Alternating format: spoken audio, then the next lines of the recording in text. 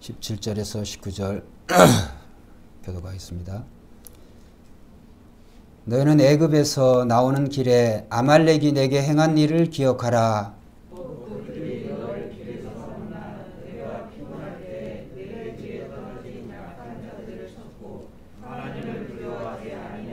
같이 봅니다.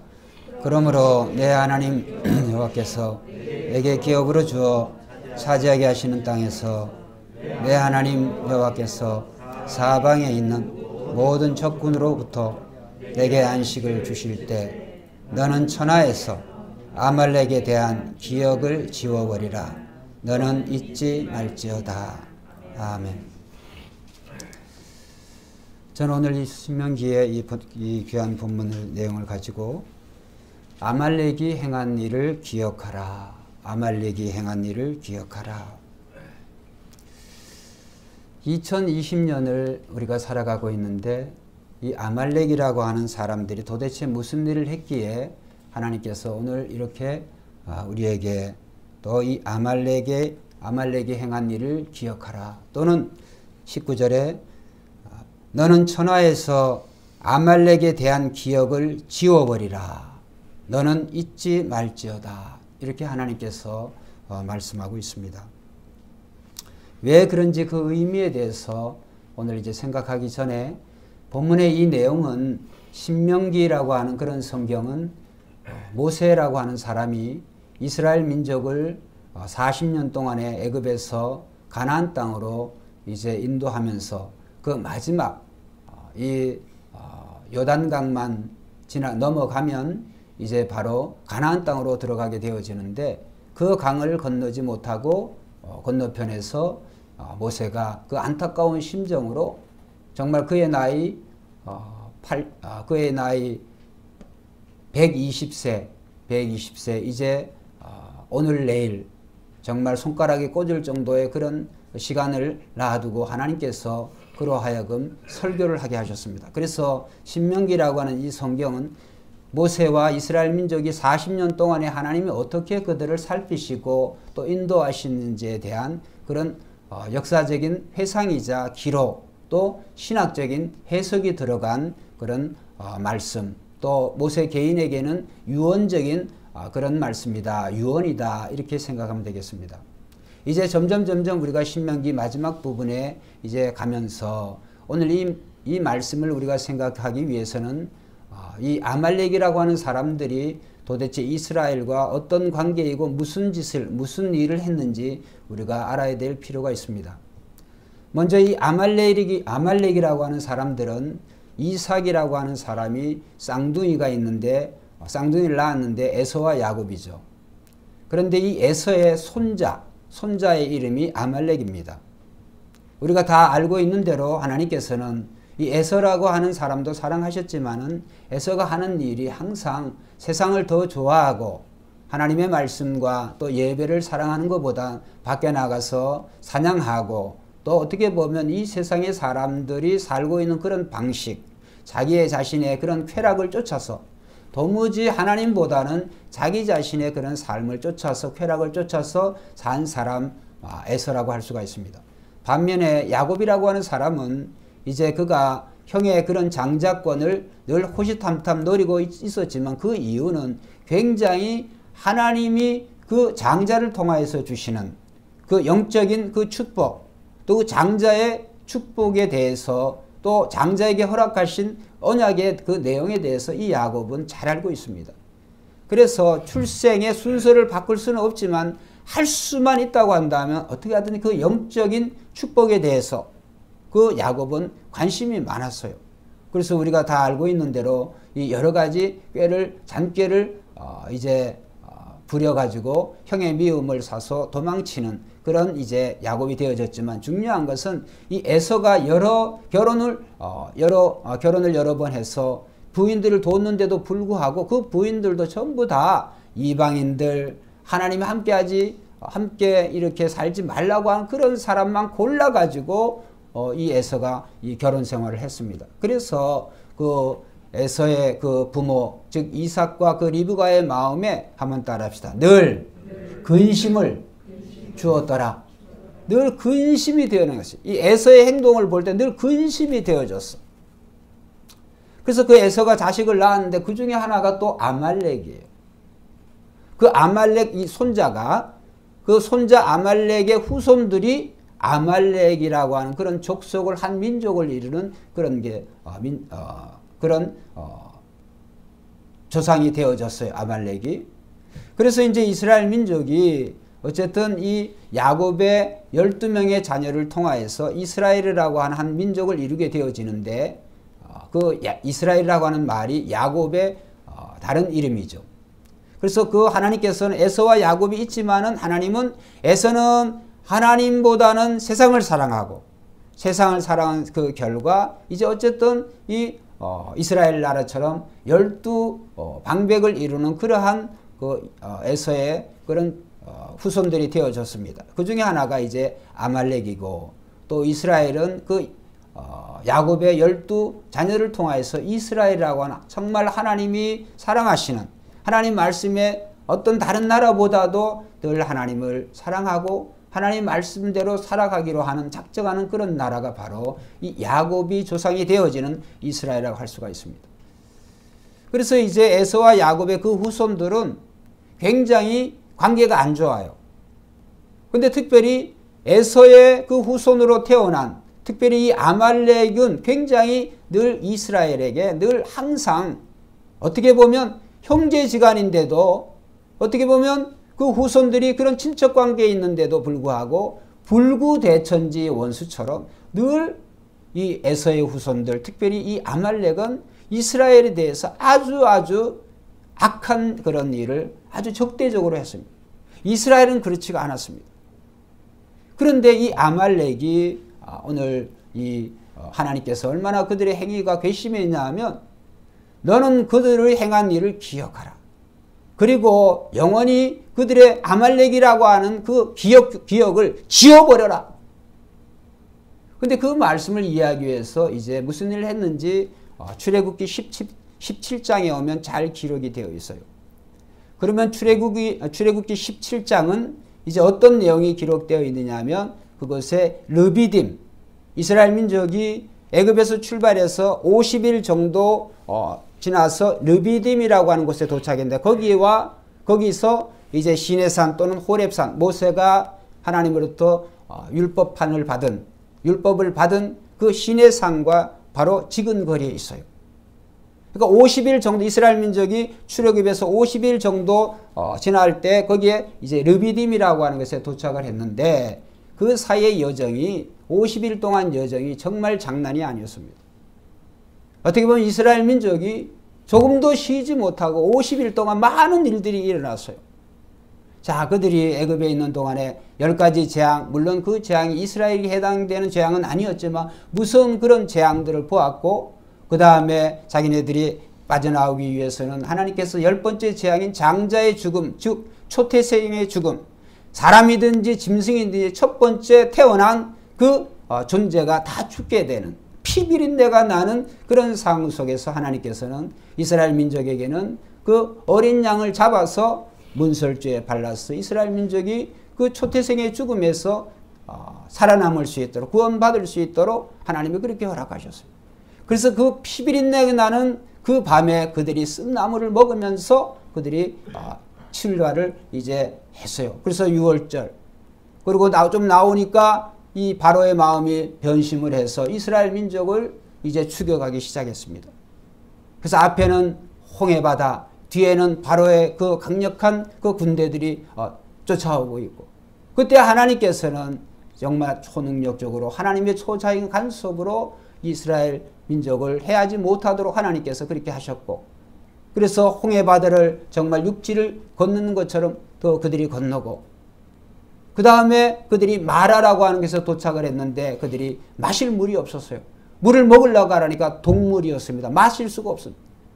그래서 하나님께서는 그 마라에 마시지 못하는 그 물을 하나님께서는 모세를 통하여서 이제 단물로 바꿔주시고 그 다음에 또 하나님께서는 이스라엘 민족이 정말 먹을 것이 없어가지고 남녀노소가 굶주려 죽어가고 있을 때 하나님께서는 만나와 메추라를 내려주셔가지고 그들의 불평을 이제 하나님께서 덜어주시고 또 조금 있으니까 이제 이 르비딤에 도착을 했는데 또 그때 마실 물이 지금처럼 무슨 뭐 수도가 있는 것도 아니고 그들이 가는 곳마다 물을 찾아서 가야 되는데 이 르비딤에 도착할 때 아주 극도로 이스라엘 민족이 아주 원망과 불평이 정말 하늘을 찌르듯이 할 때 하나님께서는 모세를 통하여서 반석을 향하여서 하나님 물을 내게 하셔서 그래서 르비딤에서 이스라엘 민족이 반석에서 그 반석에 갈라서 나오는 그 물을 마시고 겨우 이제 숨 돌리고 있을 때 그래서 출애굽기 17장 14절인가요? 바로 그때 17장 1절에 바로 그때 아말렉이 이스라엘 민족을 쳤는데 그것도 제일 앞에 있는 그 이스라엘 그런 사람들을 친 게 아니라 이스라엘 진영이 움직여가고 이 어떻게 보면 약자들, 노약자들, 병자들 제일 진중에서도 정상적인 속도로 가지 못하는 그런 처지에 있는 약한 자들을 뒤에서부터 이 아말렉이 쳤어요. 그래서 하나님께서는 그 모습을 보시고 하나님이 굉장히 분노하셨어요.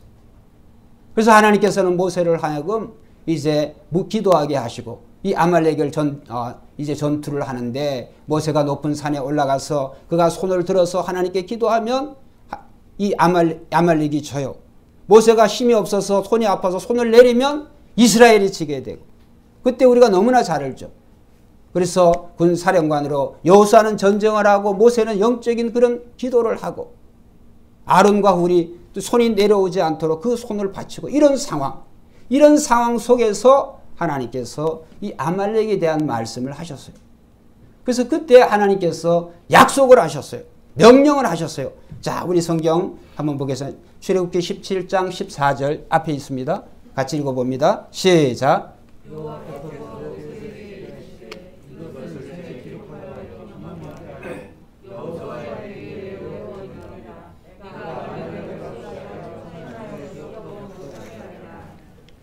물론 그 전쟁에서 하나님의 도우심으로 아말렉을 물리쳤습니다.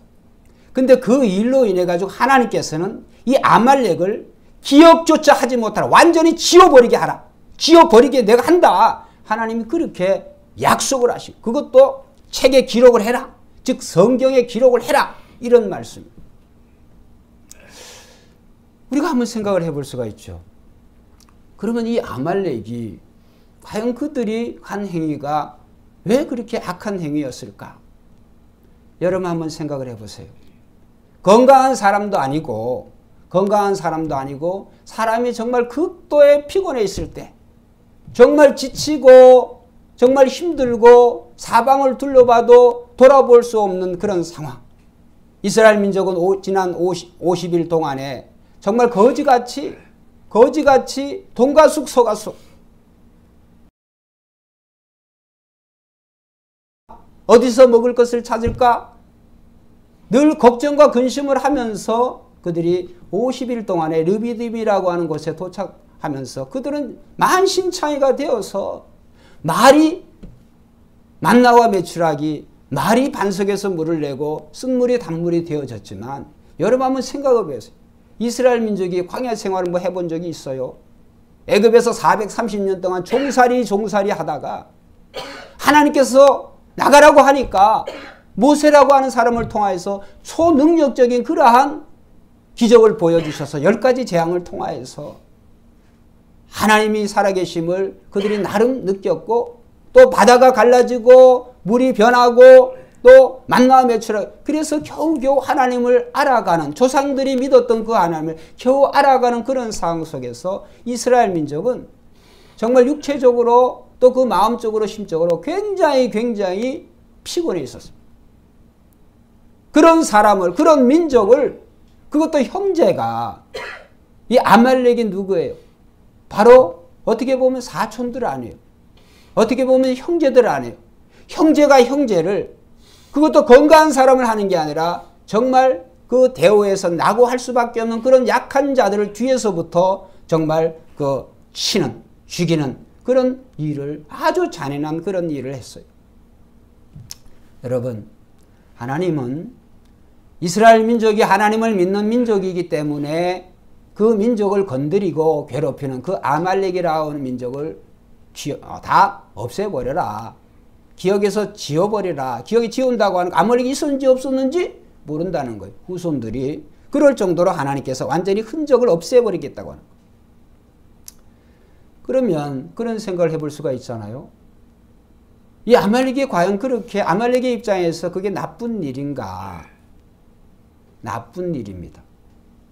왜냐하면 하나님의 이 선지서 말씀을 보면 아모스 1장 2장 이런데 또 미가서 이런 내용에 보면 하나님을 믿든 안 믿든 불신자든 신자든 하나님은 인간에게 기본적인 양심의 도덕적인 그런 도덕적인 법을 도덕적인 그러한 규율을 하나님이 각인시켜 줬어요.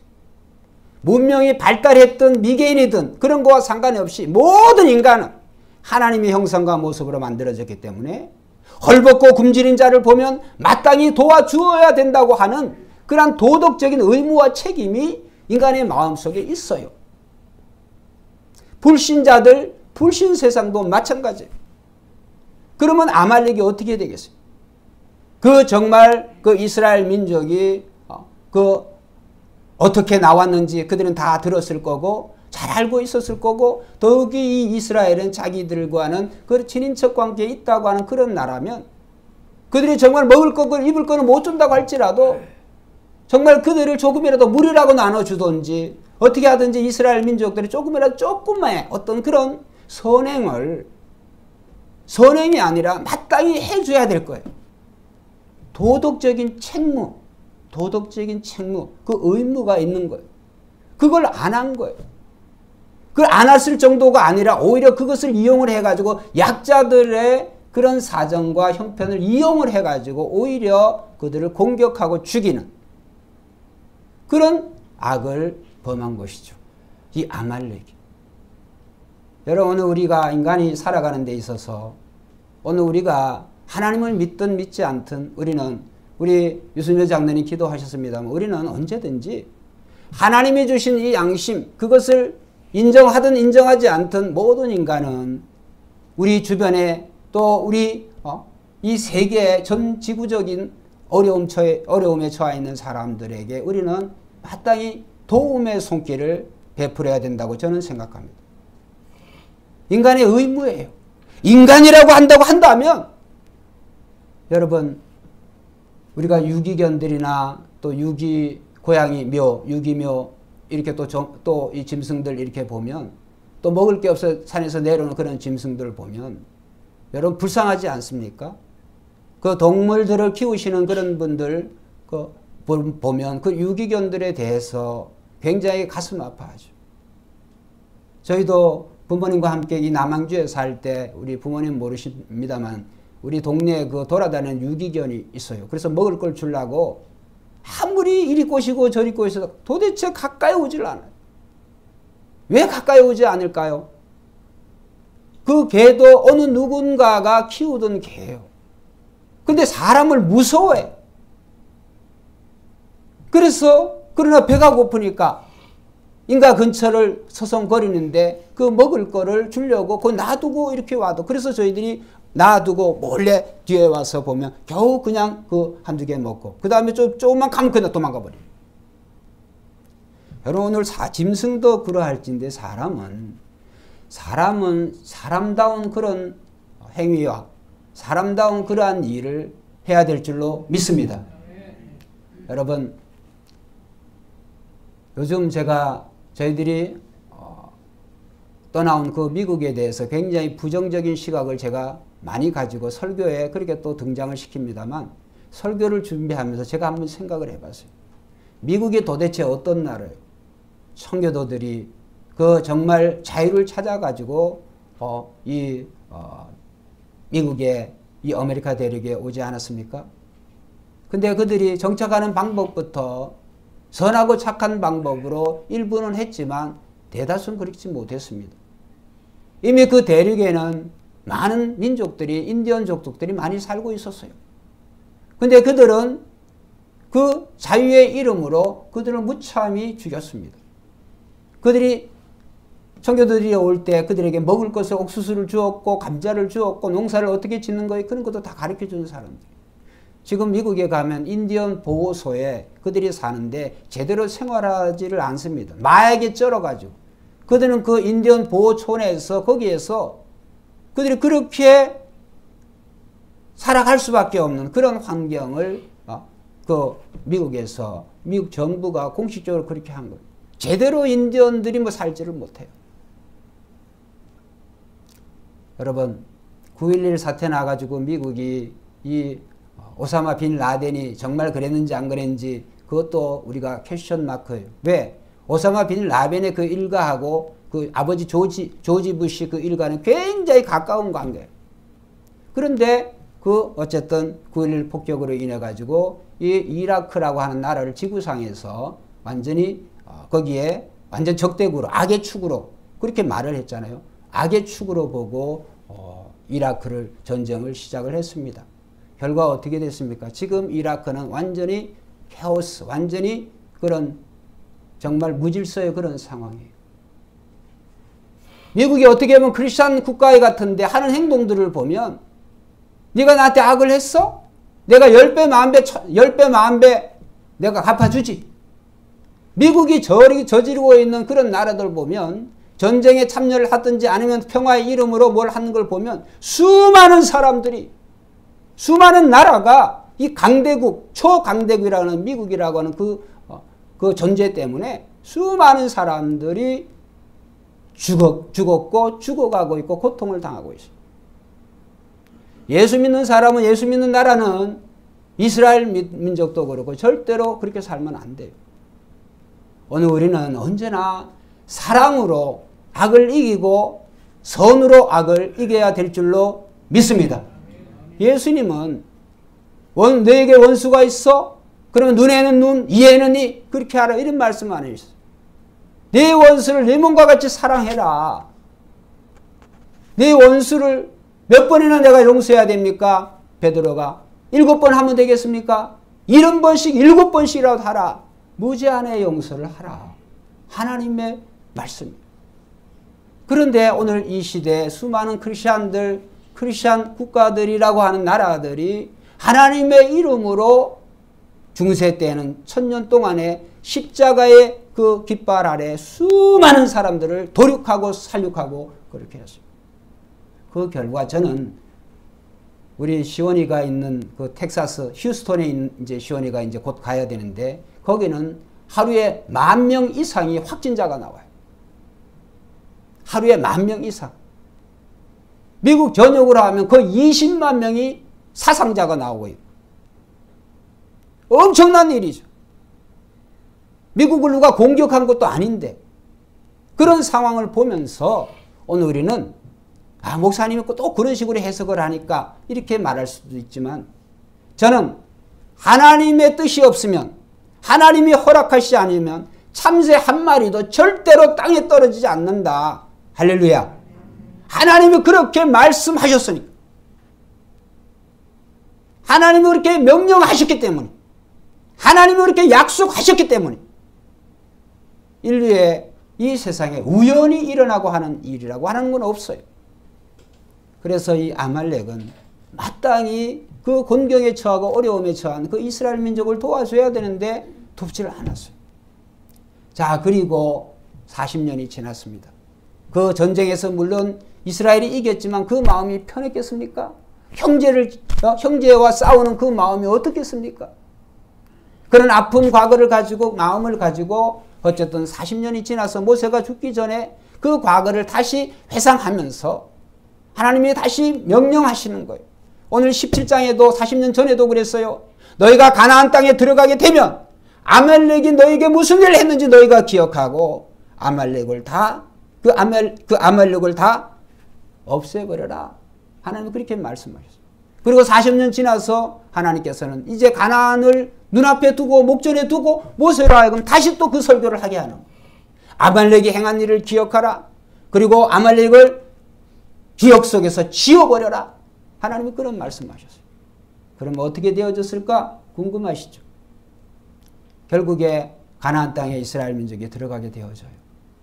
가나안 땅에 들어가게 되어졌을 때 특별히 이 사울이라고 하는 이스라엘 민족이 왕정 시대가 이제 시작이 되어져서 다른 나라들은 왕이 있고 막 이러고 하니까 이스라엘 민족이 그걸 원망하고 불평했어요. 왕이 없는 거를.